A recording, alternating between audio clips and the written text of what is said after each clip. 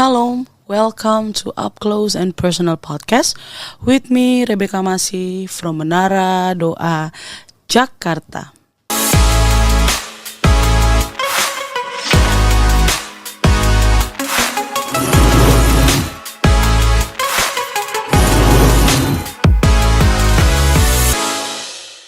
Kalau dalam episode kemarin kita sudah membahas tentang generasi sandwich atau sandwich generation. Dalam episode kali ini kita akan kembali membahas tentang suatu generasi di zaman sekarang yang disebut dengan strawberry generation atau generasi strawberry. Nah, apalagi sih itu ya. Nah, istilah pertama kali generasi strawberry muncul di Taiwan, di mana mengacu pada generasi baru yang memiliki ketahanan rendah seperti buah strawberry yang lembek di dalamnya. Itu menurut kumparan.com. Menurut penulis buku Strawberry Generation Profesor Reinhard Kasali, Strawberry Generation atau generasi strawberry adalah kelompok anak muda yang kreatif namun rentan menyerah dan mudah tersinggung. Masih dengan narasumber kita, Pastor Elke Wijanarko. Shalom Ibu. Shalom Rebecca, shalom semuanya.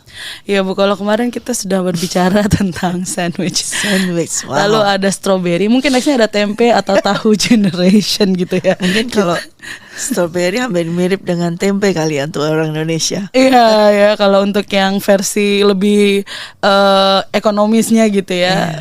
Nah, yang sudah dijelaskan di atas Bu, kalau pengertian strawberry generation itu orangnya kreatif, tapi itu dia vulnerable gitu ya, rentan banget dengan keadaan, dengan situasi. Ya kreatif sih, tapi mudah menyerah, mudah tersinggung. Nah, bagaimana dari pandangan Ibu dan atau pandangan dari Alkitab mengenai hal ini ya Bu?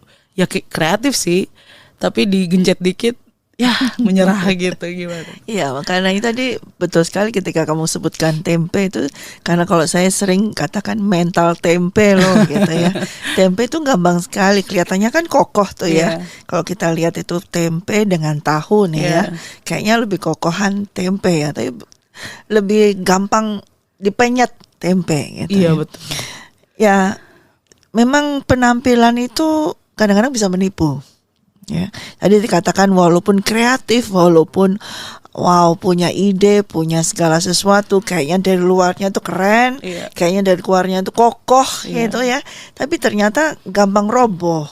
Ya, nah itu seperti mungkin itulah apa kalau kita membangun rumah-rumah dari pasir.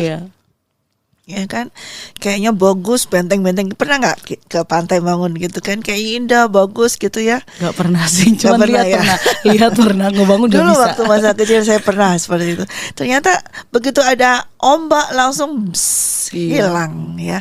Karena itu Tuhan kan mengajarkan juga di dalam Injil Matius, kalau nggak salah kita pernah bahas juga ya tentang hal tersebut ya, bahwa dasar dari segala sesuatu yang kita sudah bahas itu pernah ya di episode keberapa saya lupa, yaitu Matius 7 ya. Ada dua dasar ya. Setiap orang, saya bacakan ya, Matius 7 ayat 24. Setiap orang yang mendengar perkataanku ini dan melakukannya, ia sama dengan orang yang bijaksana yang mendirikan rumahnya di atas batu. Kemudian turunlah hujan dan datanglah banjir.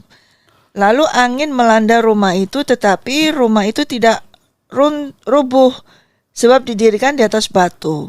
Tetapi setiap orang yang mendengar perkataanku ini dan tidak melakukannya, ia sama dengan orang yang bodoh yang mendirikan rumahnya di atas pasir. Ya. Jadi kelihatannya bagus, kelihatannya keren, kelihatannya kreatif, tapi ternyata bodoh. Karena apa? Tidak mendengarkan firman Tuhan dan melakukannya. Jadi tidak ada kekuatan. Ya. Yang membuat kita bisa kuat itu adalah firman Tuhan. Dan Tuhan sendiri katakan dasar dari kehidupan kita, dasar dari rumah itu dibangun ada dua. Kalau di atas batu karang, yaitu firman Tuhan. Ya mungkin batu karang kelihatannya jelek ya. Kasar, rough seperti itu, jelek, tapi dia kokoh. Dan kalau dibangun di atas dasar itu, kehidupan sekarang, generasi sekarang, kalau dibangun di atas dasar pasir, gampang roboh, gampang hancur. Karena itu hati-hatilah membangunnya. Nah ini seringkali juga orang tua, para tokoh atau mentor-mentor tuh, gembala-gembala, kasih dasar yang cuman pasir kepada anak-anak muda dengan perkataan-perkataan firman yang hanya begitu saja, bukan firman Tuhan yang sesungguhnya, hanya perkataan firman yang filsafat, hanya perkataan firman yang memotivasi aja, bukan kebenaran dari firman Tuhan. Nah, itu adalah pasir. Dan berapa banyak anak-anak muda sekarang dicekokin dengan hal-hal yang cetak-cetak seperti itu. Gampang, mudah, begini aja, semuanya di make it easy, dibuat dengan begitu mudahnya. Nah, inilah yang membuat dia gampang hancur. Ketika angin badai datang, dia hancur. Nah, siapa yang bisa berkata bahwa tidak akan ada badai, tidak akan ada malapetaka, tidak akan ada angin hujan yang merusak hidupmu? Siapa yang berani berkata demikian? Sedangkan firman Tuhan sendiri jelas-jelas berkata, kalau ada badai, kalau ada angin, kalau kamu hidupmu dibangun di atas batu karang yang teguh, yaitu dasar firman Tuhan yang kokoh, yang benar, kebenaran ilahi, kamu gak akan roboh, gak akan hancur. Mungkin kelihatan depannya tidak seperti indah, seperti stroberi gitu, merah begini. Mungkin depannya kelihatannya masih keras kayak batu karang, tapi gak akan roboh. Sekalipun keindahan itu kayaknya indah, tapi kalau hancur, kalau hanya keropos, buat apa? Iya, betul. Ya. Itu karena apa? Karena banyak masukan-masukan, banyak sekali pengajaran-pengajaran yang diberikan kepada generasi-generasi ini yang dengan maksud hanya untuk menyenangkan, membangun motivasi yang hanya sementara, tidak dibawa masuk ke dalam kedalaman. Apa di dalam kedalaman? Harus mempelajari, harus mau menderita, harus masuk pengajaran, pendidikan, disiplin. Nah, itu yang membuat dia strong. Iya, itu yang yang membuat kita kuat gitu ya, Bu ya. Dan yang aku baca di kumparan.com juga, dari generasi strawberry ini ada plus dan minusnya. Kalau plusnya yang pasti dia bisa beradaptasi dengan perkembangan zaman gitu ya. Terbuka karena banyaknya tadi informasi, terbuka oleh ide-ide baru, toleran terhadap pemahaman lain, dan juga yang tadi punya kreativitas yang tinggi, out of the box. Tetapi dari sisi minusnya juga ada yang kurang fokus karena kebanyakan informasi, mungkin aja jadi dia kurang fokus, rapuh, mudah tersinggung, dan suka zona nyaman, dan juga cenderung tidak bertanggung jawab gitu ya. Bagaimana nih Bu sebagai generasi kita gitu dan generasi selanjutnya gitu ya, supaya nggak seperti strawberry generation yang kelihatannya keras di luar tetapi lembek di dalam, pas digigit langsung hancur. Ya. Tentunya harus mau masuk dalam pendidikan, pengajaran, pelatihan. Harus mau disiplin. Ya. Ya. Kalau hanya sekedar bisa up to date segala macam, saya rasa itu bukan terlalu positif ya menurut saya. Kalau terlalu mengikuti keadaan dunia juga tidak akan menjadi positif. Itu justru akan membawa ke dalam negatif ya, karena dunia dikuasai oleh iblis ya. Ketika dia mau hidup saat ini, dia harus mau dididik oleh pengajaran firman Tuhan seperti apa yang Tuhan kehendaki.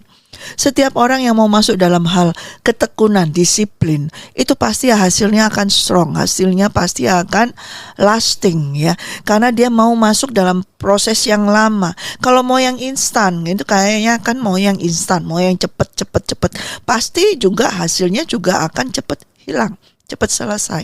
Ya, memang proses di dalam pendidikan, ketekunan, disiplin itu memang menghabiskan waktu, dan orang berkata sia-sia mungkin ya, ngapain ini bisa ada yang jalan cepat kok, kenapa mesti ambil yang lama? Tapi harus dilihat hasil dari yang jalan cepat dengan yang lama pasti lebih bagus dengan yang lama ya. Prosesnya juga demikian, dalam hal segala sesuatu dengan proses yang lama sekali tentunya hasilnya juga berbeda. Ya, kalau kita mau menghadapi kehidupan ini, jangan hanya mau cepet aja segala masalah tuntas. Ya, hanya cepat selesai, biar cepat selesai, terus cepat selesai, senang-senang dan bekerja lagi. Nah, itu tidak akan benar. Di dalam kebenaran firman Tuhan tidak ada hal yang demikian, pengajaran dari Tuhan.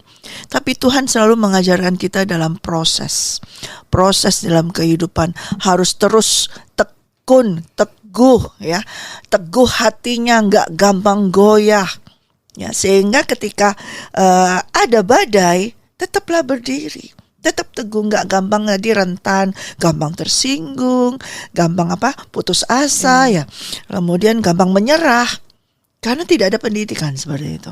Ya. Nah di sini memang ada, Tuhan selalu mengajar, dan Tuhan katakan kepada orang yang dikasihinya, dia mengajar, mendidik dengan keras. Ya.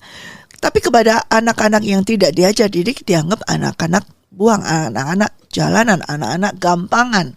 Gampang apa? Gampang putus asa tadi, gampang nyerah, gampang jatuh, pokoknya gampang nyerah deh, seperti itu. Makanya katakan tadi kayak strawberry segala macam, atau istilah kita dulu mental tempe, gampang nyerah, gampang lembek langsung seperti itu. Tidak ada mau fight, berjuang, teguh, tekun, persisten, tidak ada.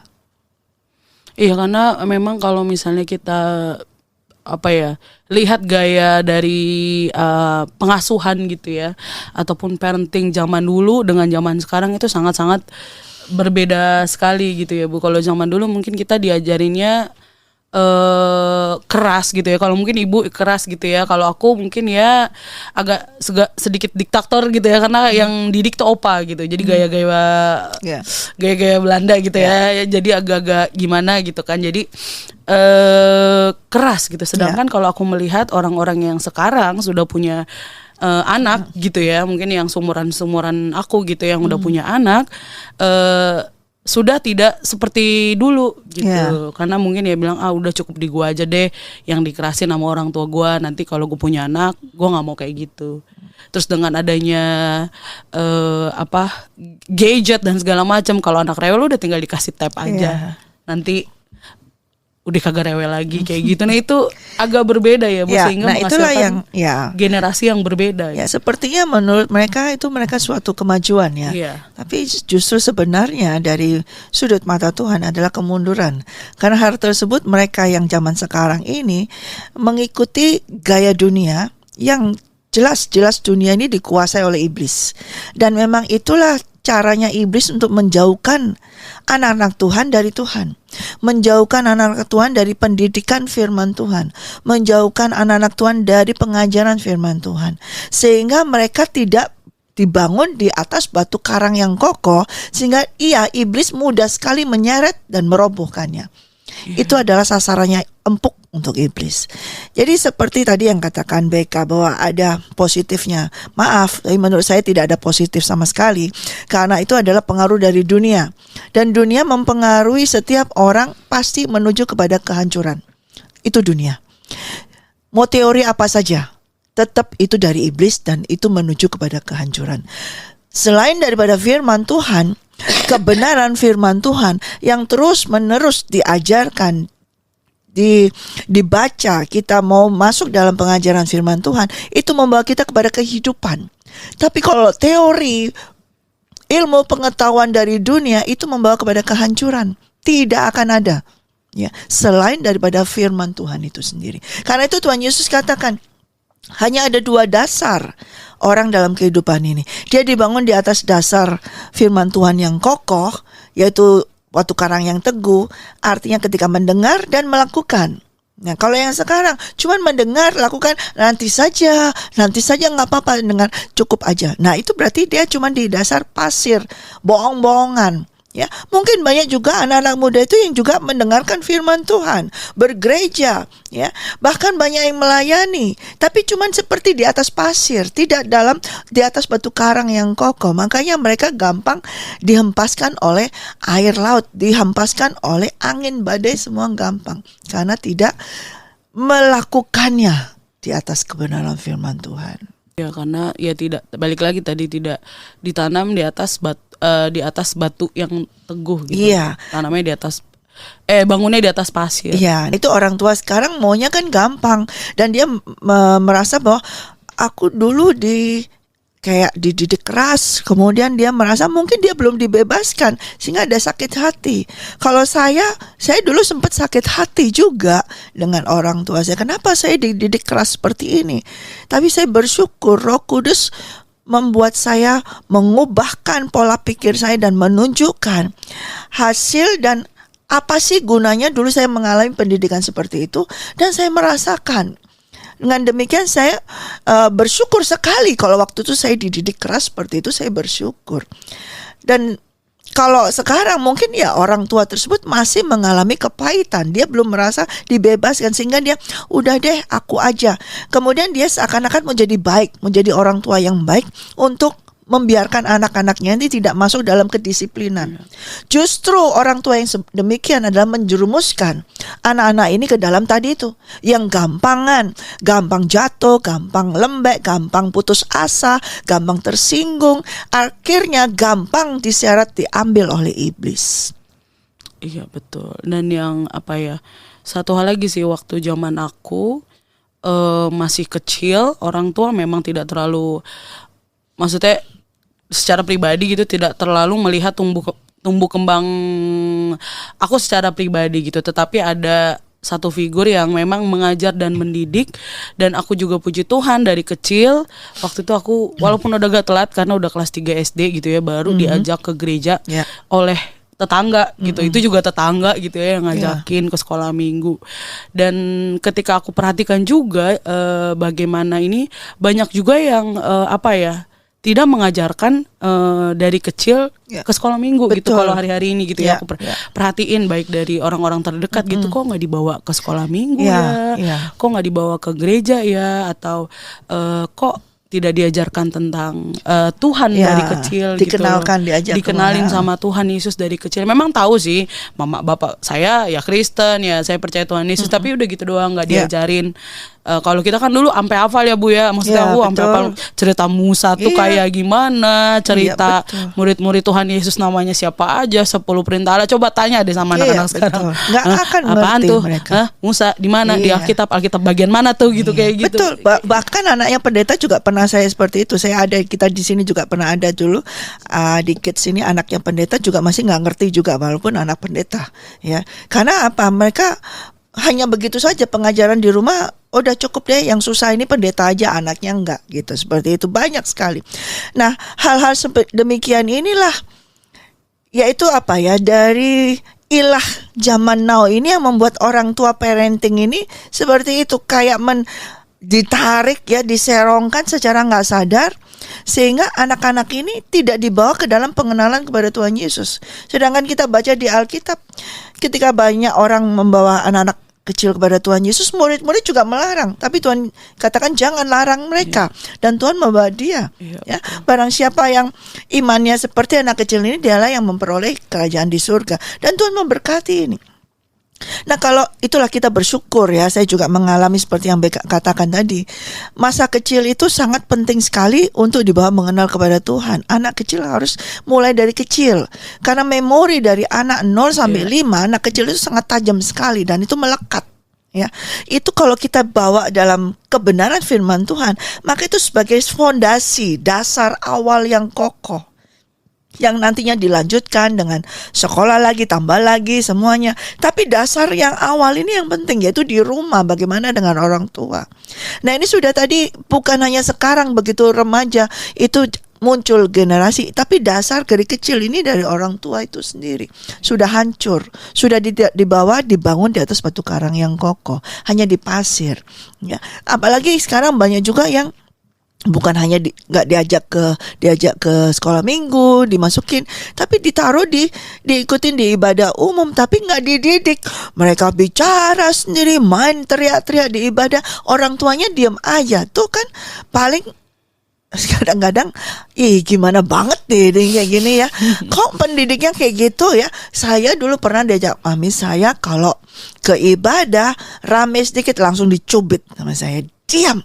Karena kita sedang beribadah, harus hormat dan takut akan Tuhan. Ini gak berani orang tuanya.